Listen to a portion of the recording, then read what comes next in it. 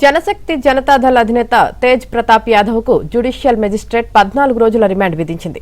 పాట్నాలో neat paper leak అంశంపై శనివారం విద్యార్థులు చేపట్టిన నిరసనలు హింసాత్మకంగా మారడంతో ఆయనను పోలీసులు అరెస్టు చేశారు. శనివారం సాయంత్రం దక్ బంగ్లా చౌరాహా సమీపంలో అదుపులోకి తీసుకుని అర్ధరాత్రి దాటిన తర్వాత జ్యుడిషియల్ మెజిస్ట్రేట్ ముందు హాజరుపరిచారు. దీంతో ఆయనకు 14 రోజుల జ్యుడిషియల్ రిమాండ్ విధించారు. అనంతరం పోలీసులు తేజ్ ప్రతాప్ యాదవ్ ను బేయూర్ సెంట్రల్ జైలుకు తరలించారు.